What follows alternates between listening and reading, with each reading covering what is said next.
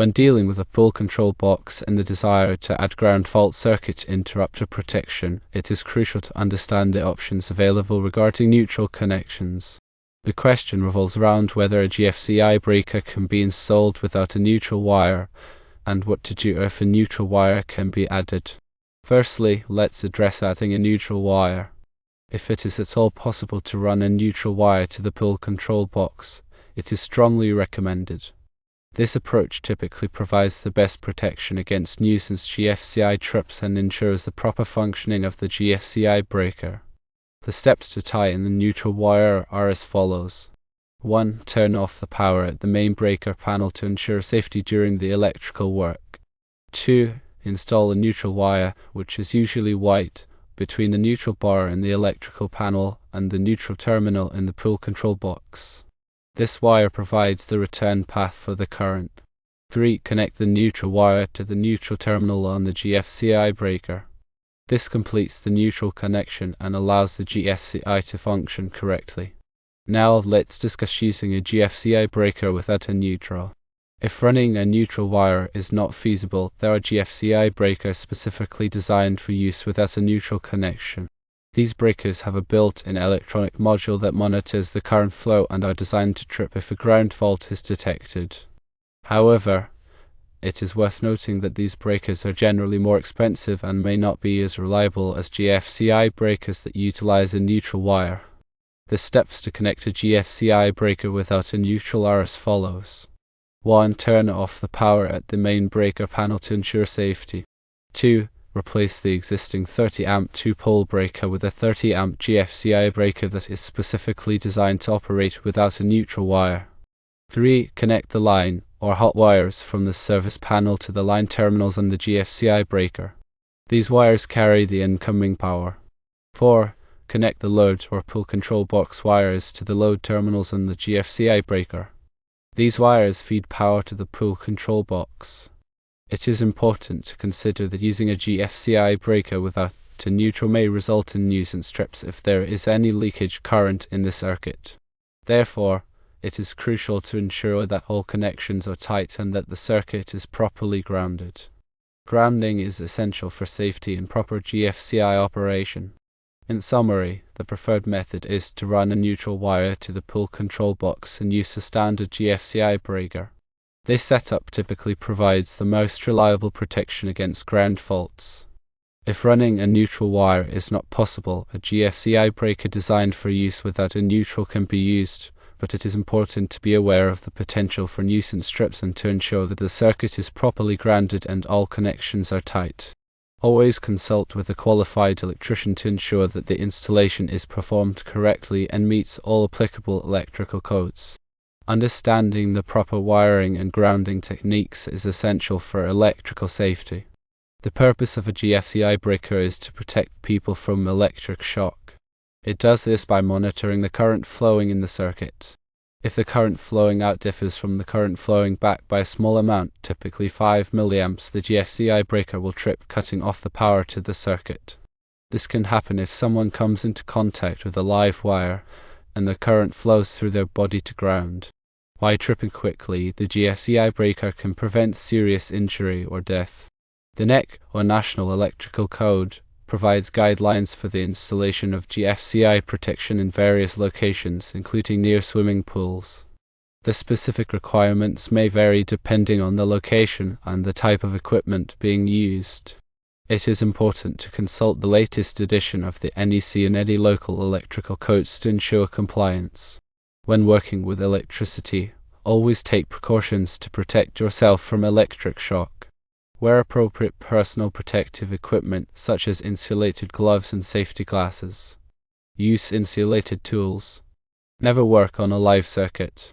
Always turn off the power at the main breaker panel before working on any electrical wiring. If you are not comfortable working with electricity, hire a qualified electrician. Electricity can be dangerous, and it is important to take all necessary precautions to protect yourself. When troubleshooting GFCI trips, it is important to systematically check the circuit for any potential sources of leakage current. This can include checking all wiring connections, looking for any signs of damage to the wiring insulation, and testing the equipment connected to the circuit to see if it is leaking current to ground. A ground fault can occur when there is an unintended path for current to flow from a live conductor to ground. This can happen if the insulation on a wire is damaged, or if there is a loose connection that allows current to leak to ground. Ground faults can be dangerous because they can cause electric shock and can also start fires. GFCI breakers are designed to detect ground faults and quickly cut off the power to the circuit, preventing serious injury or damage. If you are experiencing frequent GFCI trips, it is important to identify and correct the underlying cause of the ground fault. This may require the help of a qualified electrician. They have the tools and expertise to safely and effectively troubleshoot electrical problems.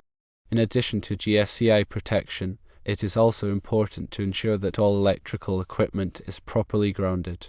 Grounding provides a safe path for current to flow in the event of a fault, helping to prevent electric shock and equipment damage.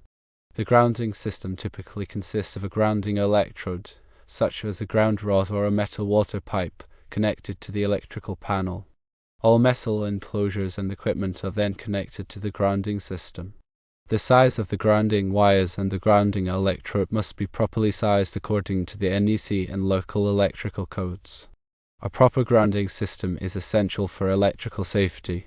When selecting a GFCI breaker, it is important to choose one that is rated for the appropriate voltage and current. The voltage rating must match the voltage of the circuit, and the current rating must be equal to or greater than the load on the circuit. It is also important to choose a GFCI breaker that is listed by a recognized testing laboratory, such as Underwriters Laboratories, to ensure that it meets safety standards. GFCI breakers are available in a variety of styles, including standard circuit breaker replacements, plug-in GFCI receptacles, and portable GFCI devices. The type of GFCI breaker that is appropriate for a particular application will depend on the specific needs of the installation. Standard circuit breaker replacements are typically used to protect entire circuits, while plug-in GFCI receptacles are used to protect individual outlets.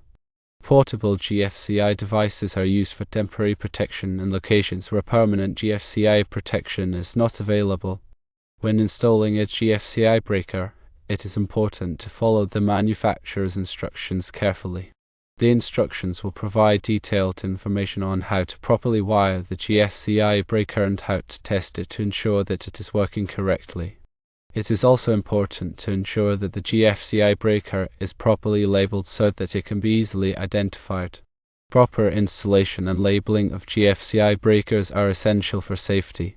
Regular testing of GFCI breakers is also important to ensure that they are functioning correctly. GFCI breakers should be tested at least once a month by pressing the test button on the device. If the GFCI breaker does not trip when the test button is pressed, it should be replaced immediately. Regular testing of GFCI breakers can help to identify potential problems before they cause a serious injury. Electrical safety is a critical concern, especially in areas where water is present, such as around swimming pools.